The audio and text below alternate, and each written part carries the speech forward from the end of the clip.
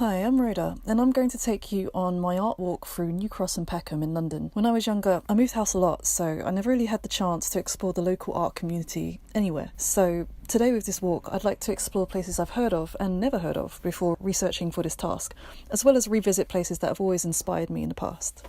My first stop is Aladdin's Cave, a huge reclamation shop. They pick up all kinds of furniture, ornaments and fittings, some dating back as far as the 18th century. When I'm feeling a little uninspired, coming here refreshes my mind and puts me back in the moment.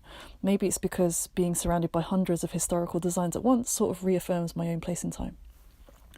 10 minutes away is the Lewisham Arthouse. According to a lady working here, it used to be a library in the early 1900s. Today it's an exhibition space with studios, a dark room and a kiln room, all available for hire. Live drawing and painting workshops are also held here every week. This venue is huge and so close to my house. Once I'm ready to hold an exhibition, it would probably be my first choice. For lunch, I stopped at the Paranhodu Korean restaurant. I love eating out. It takes me away from my comfort zone, which has also helped me figure out the tougher creative briefs. Also, cuisine is the easiest way to introduce a new culture to any community.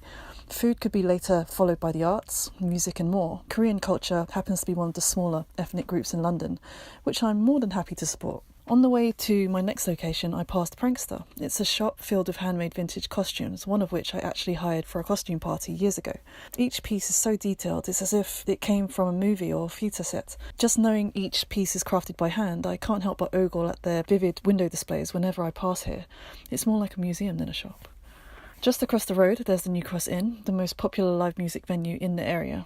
There weren't any performances when I arrived here, but when I watch a band play live, it's such an insightful peek into another kind of artistic process, another universe.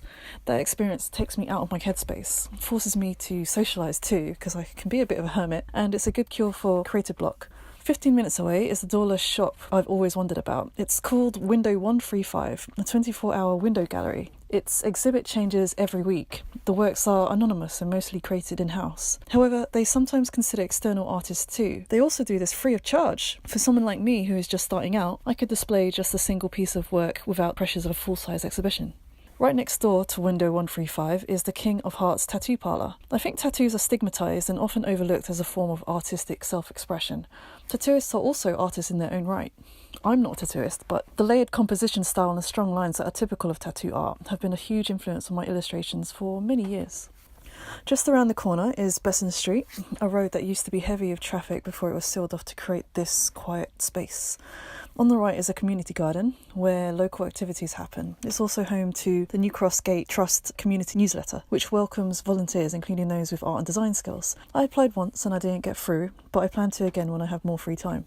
Just 15 minutes away, I spotted a place called Big Soda Limited on Google Maps, which describes itself as being a place for having everything for art. Curious, I ventured over and knocked on their door. It wasn't the art stationery shop I expected, but an industrial workshop. Big Soda happens to specialise in creating plinths for displaying art. At least if I ever wanted to exhibit something like a sculpture, I'd know where to ask.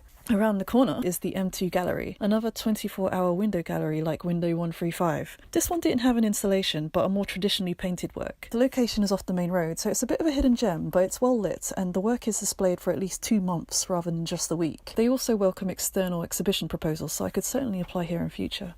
A minute away is the assembly point at the back streets of Peckham, a huge exhibition space that used to be a church. It's run by 2 artists here, who usually handpick their artists, but will sometimes consider external proposals as well. The exhibition used an inspiring mix of video, photography and sculpture, but the building was eerily empty. I wondered if it was too secluded to get the attention it deserves.